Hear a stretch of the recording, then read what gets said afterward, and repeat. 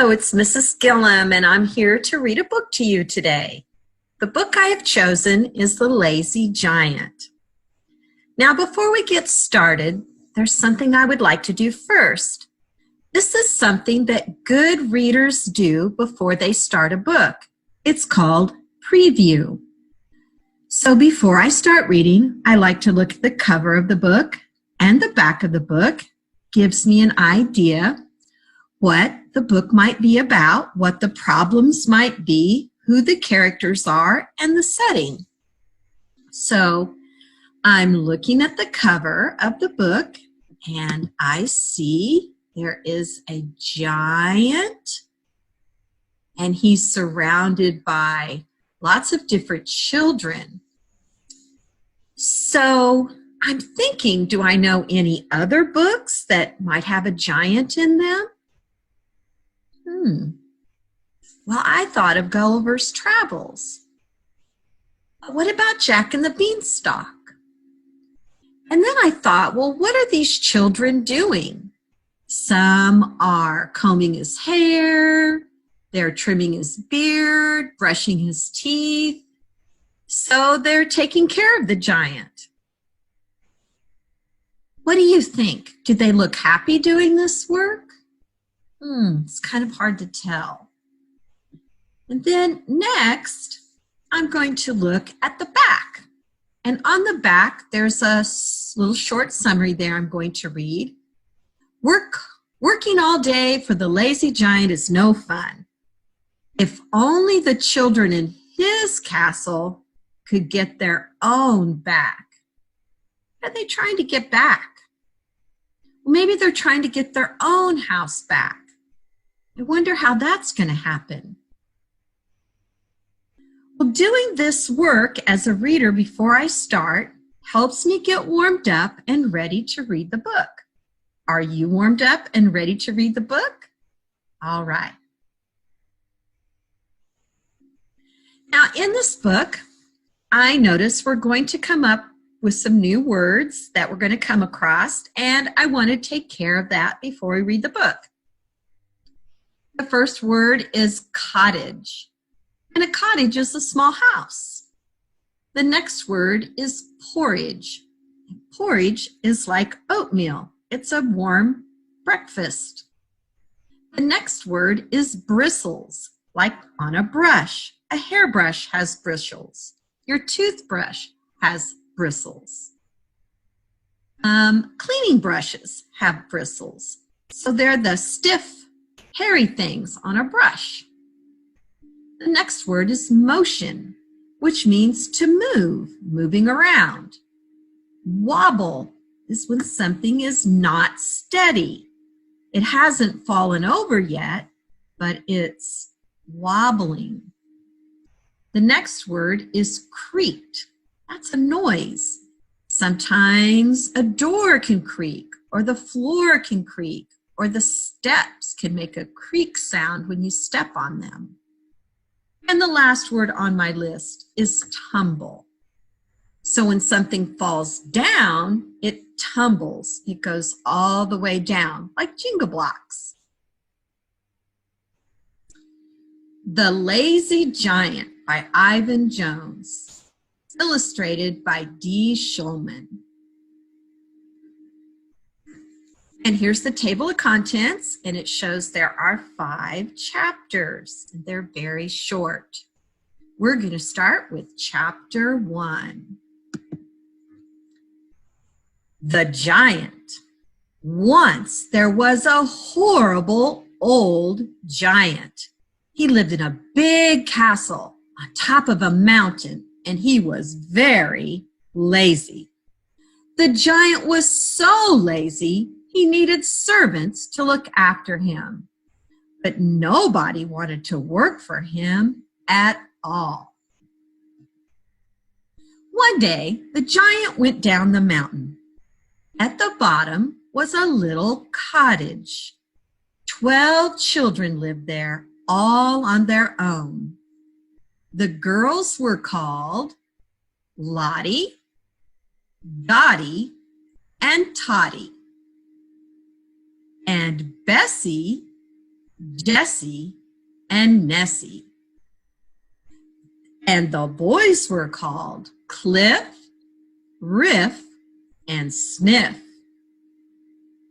And Ken, Ben, and Den.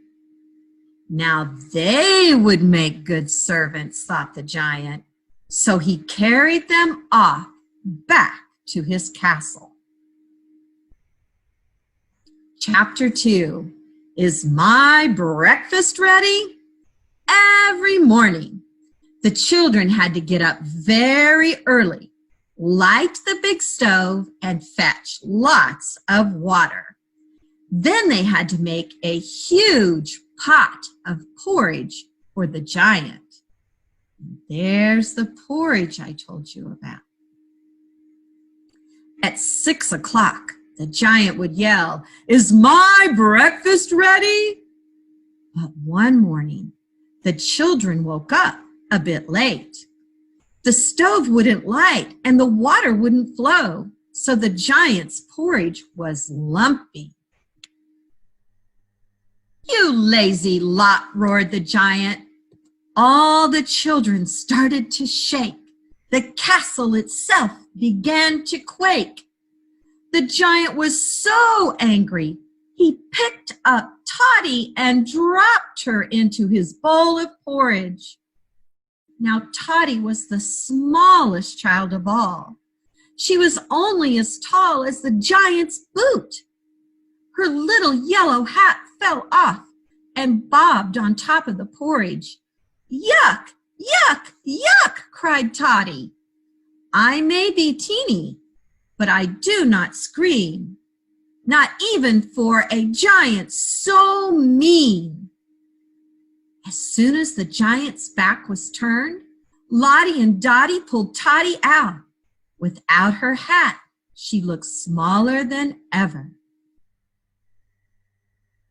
Chapter 3. Is my castle clean? Every afternoon, the children had to polish and rub and sweep and scrub, and everything had to shine like a new pin. At 2 o'clock, the giant would yell, "Is my castle clean?" But one afternoon, the polish ran out. The head fell off the broom, and the bristles fell out of the great scrubbing brush. And the giant found some cobwebs in a corner. "You dirty dopes," boomed the giant. All the children started to shake. The castle itself began to quake. The giant was so angry that he picked up Nessie and dropped her into the waste paper basket. Now Nessie was the untidiest of all the children. She always left things on the floor and forgot to comb her hair. "Ugh!" she cried. "I'm in a stew. There's rubbish all over me. What can I do?" Just as soon as the giant's back was turned, Bessie and Jessie pulled Nessie out. Poor Nessie, she looked untidier than ever. Every night, the children had to warm the giant's bed with a big hot water bottle, and the sheets had to be clean and smooth. At 10 o'clock, the giant would growl, "Is my bed ready?" But one night, the hot water bottle had a hole in it. Water ran onto the bed, and the giant found the sheets were cold and damp. "You dozy dips," roared the giant. All of the children started to shake. The castle itself began to quake. The giant was so angry. He picked up Sniff and dropped him in the wash basin. It was huge. Now Sniff always had a cold, but he never moaned. He was always cheerful. "Help!" he cried. "This basin's like an ocean. It has a very choppy motion. The water's rough and dirty brown. Get me out before I drown." As soon as the giant's back was turned, Riff and Cliff fished out Sniff. After his swim in the giant's basin, Sniff sniffed worse than ever. Chapter 4. Hurry up. Every Sunday, the children had to get the giant's carriage ready. They had to pull it up and down the mountain. He would lie on soft cushions inside it. At 11 o'clock, the giant would roar, "Where is my carriage?" But one Sunday, it rained and rained. The lane was muddy and the wheels were wobbly, and so the giant wasn't going as fast as he liked. He roared, "Hurry up, you little rats!" All the children started to shake. The carriage itself began to quake. The giant was so angry that he reached out of the window and gave Den a push. Now Den was the strongest of all the children. He rolled and rolled until he was out of sight. When the other children saw what the giant had done, they were very upset. But they pulled the carriage to the top of the mountain. Then Lottie whispered to Dottie and Toddy, and Toddy whispered to Bessie, and Bessie whispered to Jessie and Nessie. Nessie whispered to Cliff. Cliff whispered to Riff and Sniff, and Sniff whispered to Ben and Ken. They all nodded. The children gave the carriage a huge push. The carriage raced down the hill. It creaked and rattled, and it banged and it clattered. The giant bounced out of the carriage. He rolled down the mountain until boing, boing, splosh. He fell into a muddy hole. The giant was very angry. "You nincompoops," he roared, "get me out!" But the children were safely out of the giant's reach. And then Ken and Ben heard a voice. "Help," it said. "Ben I was, and Den I am. I thought I'd never see you again. But thanks to the tree on the side of the hill, your strongest friend is with you still." Den was hanging on a tree branch. As quickly as they could, the children rescued him. They were only just in time. "Get me out of here!" The giant was bellowing and banging, yelling and thumping.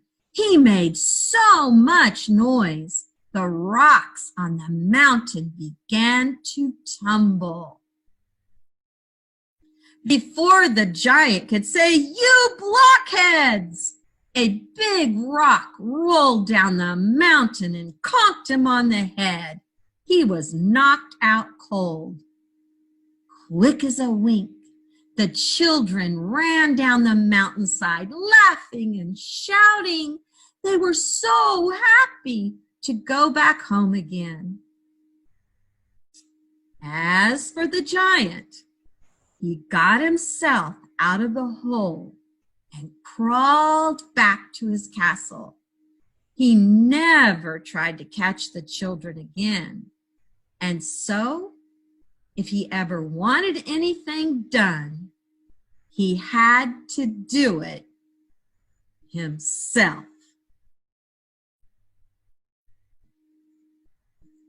Well, that's the end of the story. I hope you enjoyed it.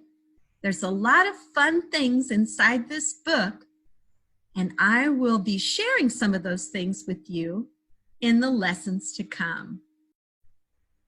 Thanks for being here today. Bye.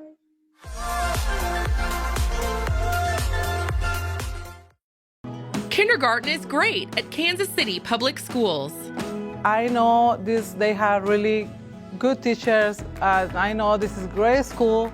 They teach them stuff that I thought my kids would never be able to know at the age of 5. Since deciding to send our kiddos to a neighborhood school, we've become even more of a part of our community. Now is the time to enroll your future kindergartner for the new school year. Visit enrollkc.org today.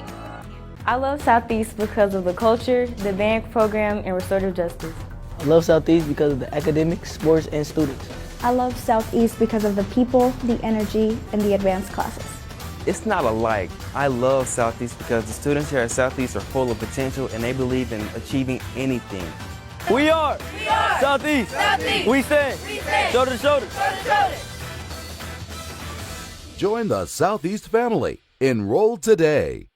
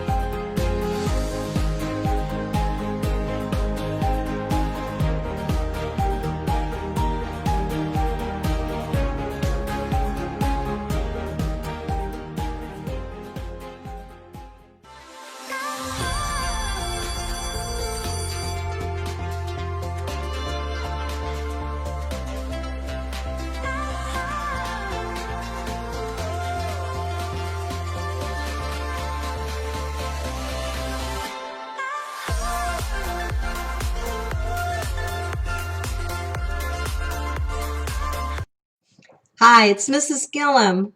I'm here to read one of my favorite stories to my grandchildren and my students and children everywhere. The name of the story is The Giving Tree by Shel Silverstein. What makes this story so special is the message and lesson that Shel Silverstein is trying to teach his listeners and readers. Shall we start? The Giving Tree by Shel Silverstein.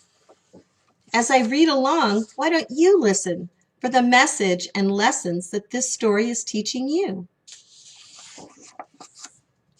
Once there was a tree, and she loved a little boy.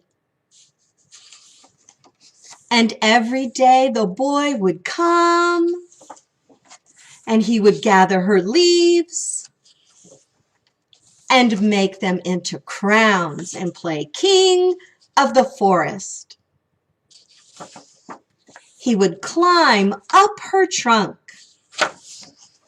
and swing from her branches and eat apples. And they would play hide and go seek. And when he was tired, he would sleep in her shade. And the boy loved the tree very, much. And the tree was happy. But time went by, and the boy grew older, and the tree was often alone.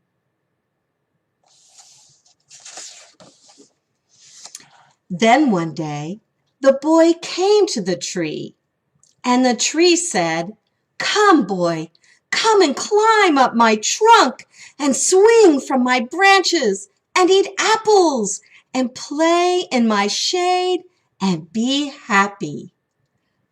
"I am too old and big to climb and play," said the boy. "I want to buy things and have fun. I want some money. Can you give me some money?" "I'm sorry," said the tree, "but I have no money. I have only leaves and apples. Take my apples, boy, and sell them in the city. Then you will have money and you will be happy." And so the boy climbed up the tree and gathered her apples and carried them away. And the tree was happy. But the boy stayed away for a long time, and the tree was sad. And then one day the boy came back, and the tree shook with joy. And she said, "Come, boy, climb my trunk and swing from my branches and be happy." "I am too busy to climb trees," said the boy. "I want a house to keep me warm," he said. "I want a wife and I want children, so I need a house. Can you give me a house?" "I have no house," said the tree. "The forest is my house. But you may cut off my branches and build a house. Then you will be happy." And so the boy cut off her branches and carried them away to build his house. And the tree was happy.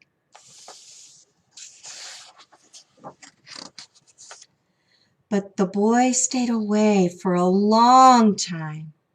And when he came back, the tree was so happy she could hardly speak. "Come, boy," she whispered, "come and play." "I am too old and sad to play," said the boy.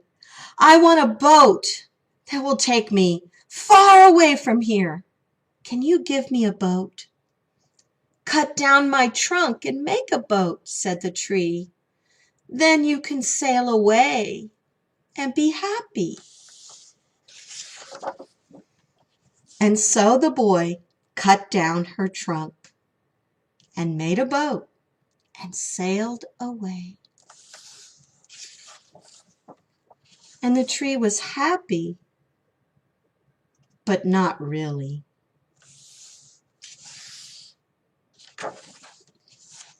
After a long time, the boy came back again. "I am sorry, boy," said the tree, "but I have nothing left to give you. My apples are gone." "My teeth are too weak for apples," said the boy. "My branches are gone," said the tree. "You cannot swing on them." "I am too old to swing on branches," said the boy. "My trunk is gone," said the tree. "You cannot climb." "I am too tired to climb," said the boy. "I'm sorry," sighed the tree. "I wish I could give you something, but I have nothing left. I am just an old stump. I am sorry." "I don't need very much now," said the boy. "Just a quiet place to sit and rest. I am very tired." "Well," said the tree, straightening herself up as much as she could, Well, an old stump is for sitting and resting. Come, boy, sit down. Sit down and rest. And the boy did. And the tree was happy.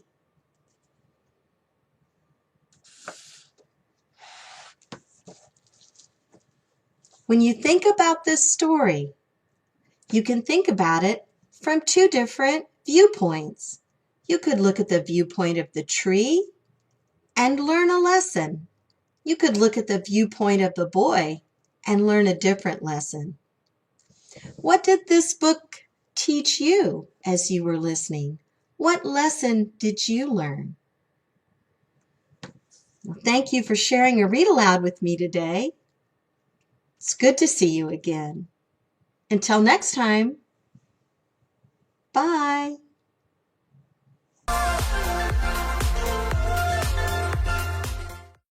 I chose manual because it's challenging and fun, and it can help me with college. I chose manual because I wanted to get a jump start in my career with culinary arts. I chose manual to acquire skills I'd use in real life. I chose manual because I want to be an ER doctor, and being an EMT is my first step. Kickstart your future today at Manual Career and Technical Center. Manual is open for all 11th and 12th grade students in both Kansas and Missouri. Learn more today at enrollkc.org/manual or call 816-418-52. The desire to create lives within each of us. From Grammy-winning producers and musicians, to NBA stars, to Navy admirals and Medal of Honor recipients, to internationally renowned artists and beloved local muralists, Paseo graduates have been creating their own success, their own history, their own legacy since 1926. Now it's your time. Create your future at Paseo Academy of Fine and Performing Arts. Learn more at enrollkc.org/Paseo.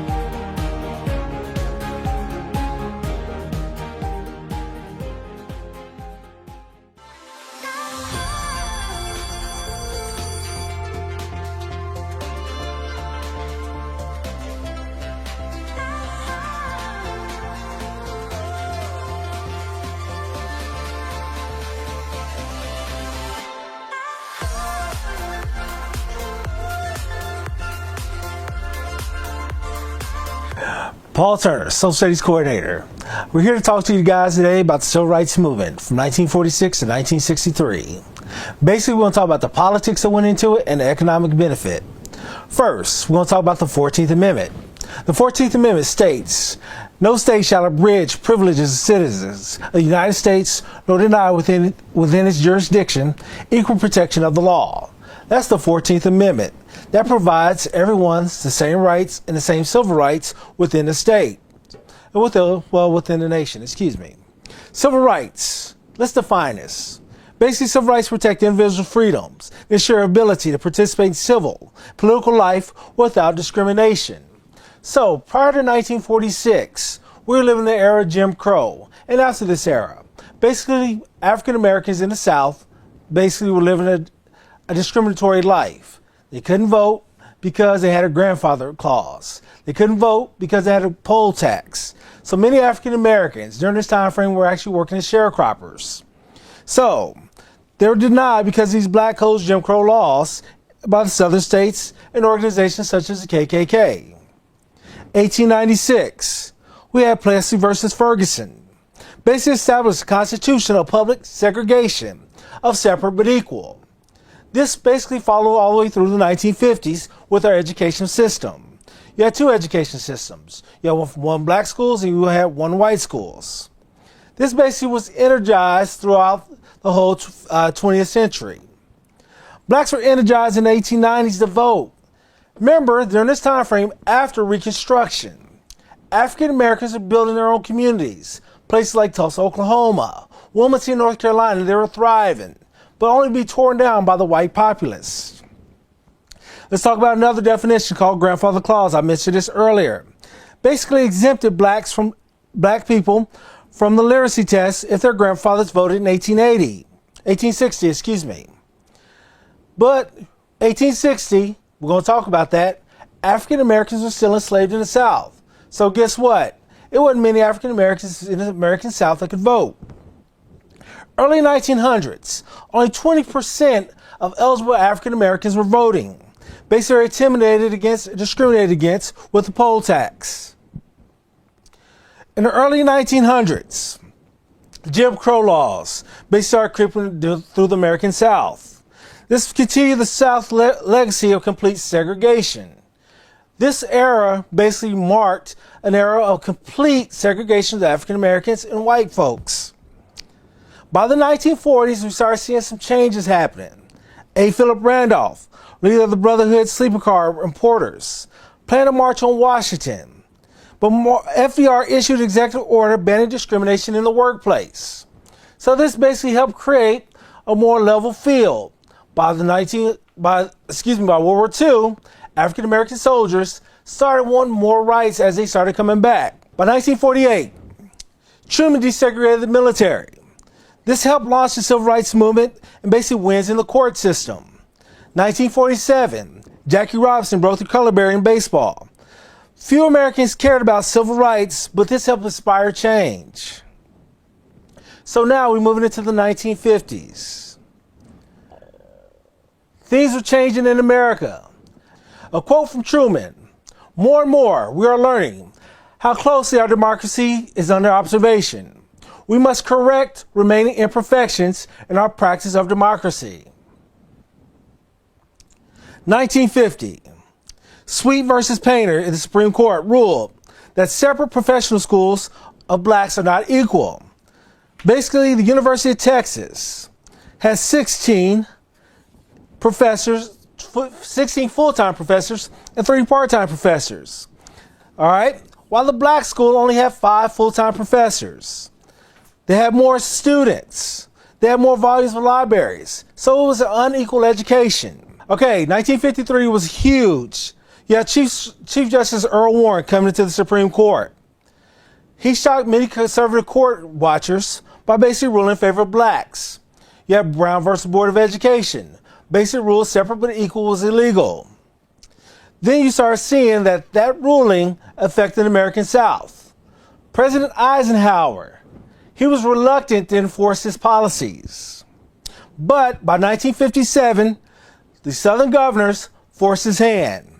1957, Orville Faubus, he mobilized the National Guard to prevent non-black students from enrolling in Little Rock Central High School.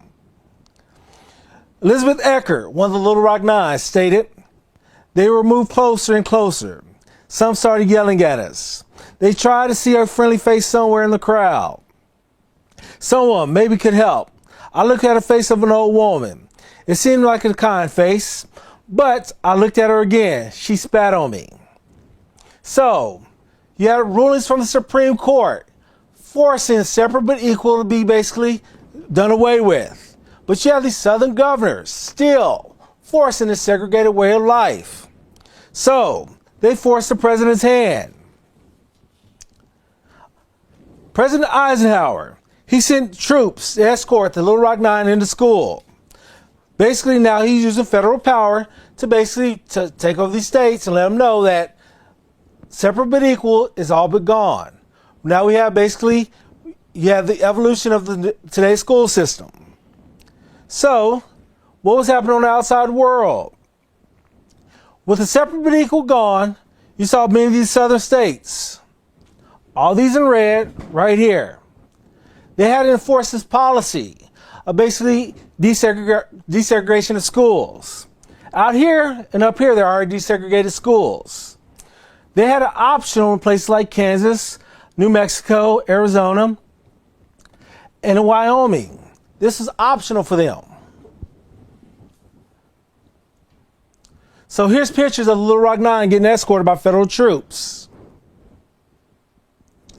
So what else was happening in the world? Down in Montgomery, Alabama, you had Rosa Parks. We all know the story of Rosa Parks. Supposedly she was tired. She didn't want to get up and move her seat. So with the Montgomery boycotts, basically, they lasted for about a year, and it almost basically tanked the Montgomery busing system because African Americans refused to ride the bus. This was a coordinated attempt, basically with African Americans. They were basically they arranged rides to places to work. They arranged pickups from places to work to make sure that this boycott basically was felt with the system. Montgomery busing system almost failed, and they desegregated. And understand that Martin Luther King was only about 26 when this happened. So again, last time we talked about basically how young people were the voices of the civil rights movement. This was the truth. And any basically change in America, young people basically were the voices of it. This had to happen. The American Revolution. Guess what? Those guys were in their early 20s. So this had to happen. The civil rights movement, these people were in their basically teens to 20s. Start with the education system, the boycotts. You talk about SNCC in the 1960s. You talk about the Freedom Riders. These guys are all young. An old guy like me, guess what? I'm old and set in my ways. But I can get energized from young people. So Martin Luther King, he created a Southern Leadership Conference, mobilizing black churches in the South on behalf of black rights. Civil rights leaders basically tried to make the suffering known to the public. Anytime there was a camera, they made sure that it was being filmed. Much like today, when you guys see those cameras out, this was going on with the civil rights era. 1957, Congress had to step in. Again, we're going to talk about the economic and how government action happened. 1957, Congress created the Civil Rights Commission. It investigates rights, violations, and protected whose rights are being denied. So now we're moving forward. So now we're going to talk about the sit-ins in the 1960s. 4 black college students basically launched a sit-in in Greensboro, North Carolina, Woolsworth County. They were denied service. They kept coming back. They were spit on. They poured liquids on them, but they kept coming back. This became a national scene. Places like Oklahoma, you start seeing sit-ins at downtown Oklahoma City, at some of those department stores. Because, again, it takes young people to push the movement forward. We talk about today, what kind of events can you relate to this movement that we have today in society? Think about that question. Students demand service, white-only lunch counters. This sparked the sit-in movement. More people started joining them. More news cameras started showing up. So this became basically a regular occurrence on the news. April 1960. You start seeing the creation of basically the Student Nonviolent Coordinating Committee, SNCC, which we just lost John Lewis. He was one of the founders of this. He gives focus and force to the civil rights movement. Again, it takes young people to create change in American society. April 1960, Southern black students of SNCC started giving focus to this movement again. President JFK, he's a new president during this time frame. He seems slow and unwilling to make these reforms. He was consumed by like the Bay of Pigs. He was consumed with these big issues in the world. Vietnam is about to start off. He was consumed with these foreign affairs. It took issues that could be put on the news on a nightly basis, and basically seeing kids being arrested for him to get involved. 1960, the summer of 1960, Freedom Riders rode the bus through the South, protesting segregation with white and black riders. They faced violent mobs throughout the South. JFK encouraged SNCC and voter education project to be registered voters to create this new voting bloc for basically the Democratic Party. James Meredith, He tried to enroll at the University of Mississippi. White students stopped him. He was mobbed.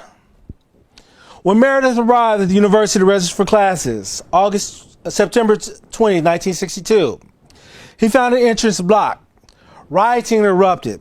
Attorney General Robert Kennedy sent 500 U.S. Marshals to the scene.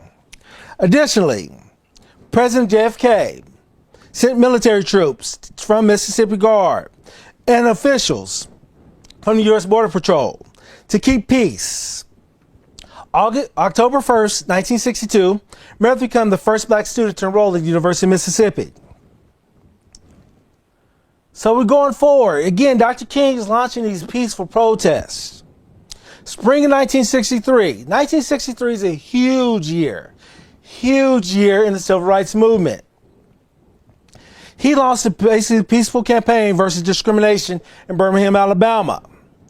The news started seeing these images of dogs attacking African Americans in the South, water hoses. They started seeing kids get arrested.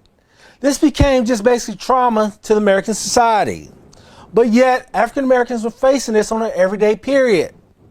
This is nothing new for us. Now the world is just seeing what's going on in basically society. Martin Luther King was arrested. In the Birmingham jail, he stated in his Birmingham letter, "I'm in Birmingham because injustice is here. I cannot sit idly in Atlanta, not be concerned about what's going on in Birmingham. Injustice anywhere is a threat to justice everywhere. What affects one directly affects indirectly. I would be the first to advocate obeying just laws. One who obeys unjust laws must do so openly, lovingly, and willingly accept the penalty. An individual who breaks the law in conscience, tells him it's unjust, and willingly accepts the penalty of imprisonment in order to arouse conscience of the community over its injustice, its reality, and expressing the respect of law." Martin Luther King, the Birmingham jail letter. By the summer of 1963, the March on Washington for Jobs and Freedom happened. This is where he gave his "I Have a Dream" speech. I'm going to read parts of it to you. "I have a dream that one day a nation will rise up and live out the true meaning of its creed. We hold these truths to be self-evident, that all men are created equal. I have a dream my 4 little children will one day live in a nation where we will not be judged by the color of our skin, but by the content of our character. I have a dream that one day on the red hills of Georgia, the sons of former slaves and the sons of former slave owners will be able to sit down together at a table of brotherhood in Washington, D.C. But again, 1963 again was a huge year. A month after giving that speech, a bomb goes off in Birmingham, Alabama, kills 4 little girls. I will say their names. Addie Mae Collins, she was 14. Carol Dennis McNair, she was 11. Carol Roseanne Robertson, she was 14. Cynthia Dion Wesley, she was 14. They all died in this. Again, the civil rights had to happen. These things basically were not being played out in the national news until it happened. So when they started getting played out in the national news, people basically had to start paying attention. People basically had to start paying for the discrimination that basically they were putting on other people. Again, the civil rights movement was mostly successful. It was an American movement of blacks and whites working together for its reforms. All right, the peak of the civil rights movement happened in 1964 and 1965. Leaders of the basically civil rights leaders, Democratic president, and Congress cooperated and achieved long-standing reforms that had to happen. LBJ, he became the president after Kennedy was assassinated. He passed the Civil Rights Act of 1964, banning racial discrimination in private facilities open to the public. Here's a quote. He understood the political ramifications of this. He understood that in the South, the Democratic Party probably wouldn't be welcome for a while, which is still probably true to this day, but we started to see pockets of it returning. His quote, "We have lost the South for the next generation." I'm going to throw a few stats out there to you. 1 million Southern blacks voted in the 1952 federal election. By 1964, it doubled to 40%. By 1968, 3 million voted. That's increased 60% of eligible blacks voting as the same numbers of whites. So they didn't take their chance for granted. They had an opportunity to basically change society. 1965, the Voting Rights Act was attacked discrimination at the polls. So no longer did you have to pass a literacy test. So when you turn 18, when you have the chance to vote, don't take it for granted. Go out and register to vote. That's part of your rights as an American. I thank you guys for listening to me. My name is Paul Turner, Social Studies Coordinator at Kansas City Public Schools. Talk to you guys later. I chose manual because it's challenging and fun, and it can help me with college. I chose manual because I wanted to get a jump start in my career with culinary arts. I chose manual to acquire skills I'd use in real life. I chose manual because I want to be an ER doctor, and being an EMT is my first step. Kickstart your future today at Manual Career and Technical Center. Manual is open for all 11th and 12th grade students in both Kansas and Missouri. Learn more today at enrollkc.org/manual or call 816-418-5200. The desire to create lives within each of us. From Grammy-winning producers and musicians, to NBA stars, to Navy admirals and Medal of Honor recipients, to internationally renowned artists, and beloved local muralists, Paseo graduates have been creating their own success, their own history, their own legacy since 1926. Now it's your time. Create your future at Paseo Academy of Fine and Performing Arts. Learn more at enrollkc.org/Paseo.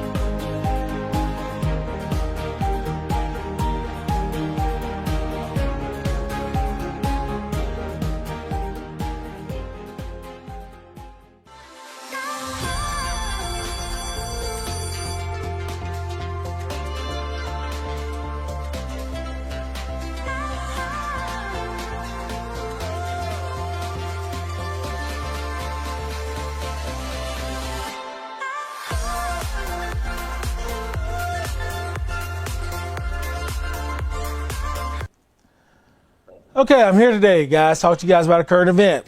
Today, I'm talking to you about the current event of Russia, basically the approval of a vaccine for COVID-19.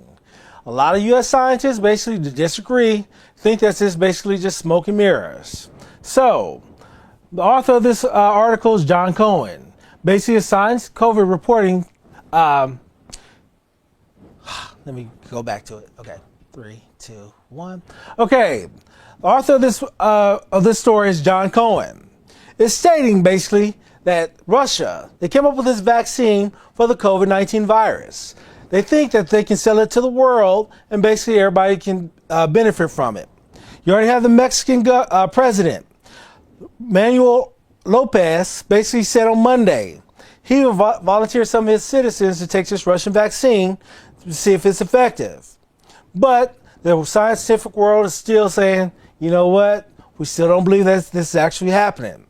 Moscow's decision to approve this vaccine produced here first batches of less than 2 months of human testing and raised concerns that some scientists consider only 10% of clinical trials are successful. Some scientists have their fear basically that Russia may be basically putting prestige before safety. All the tests of this vaccine haven't went through yet. So they want to see basically a true clinical trial of this vaccine. This has become a global race to come up with the first vaccine and seeing who's going to do it. Why is this important?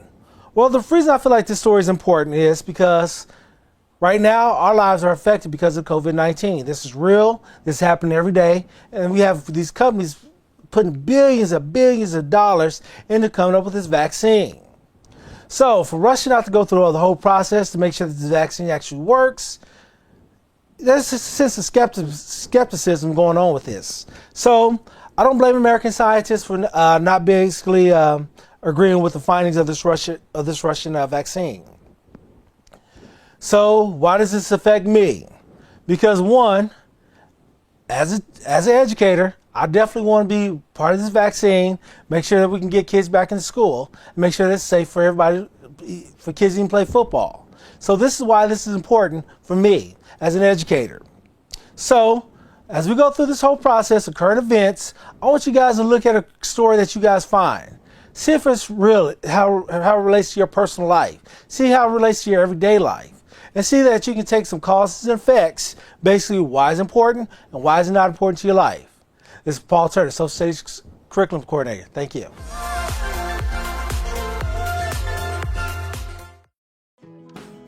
Kindergarten is great at Kansas City Public Schools. I know they have really good teachers. I know this is a great school. They teach them stuff that I thought my kids would never be able to know at the age of 5. Since deciding to send our kiddos to a neighborhood school, we've become even more of a part of our community. Now is the time to enroll your future kindergartner for the new school year. Visit enrollkc.org today. I love Southeast because of the culture, the band program, and restorative justice. I love Southeast because of the academics, sports, and students. I love Southeast because of the people, the energy, and the advanced classes. It's not alike. I love Southeast because the students here at Southeast are full of potential and they believe in achieving anything. We are Southeast. Southeast. We stand shoulder to shoulder. Join the Southeast family. Enroll today. I chose manual because it's challenging and fun and it can help me with college. I chose manual because I wanted to get a jump start in my career with culinary arts. I chose manual to acquire skills I'd use in real life. I chose manual because I want to be an ER doctor and be an EMT is my first step.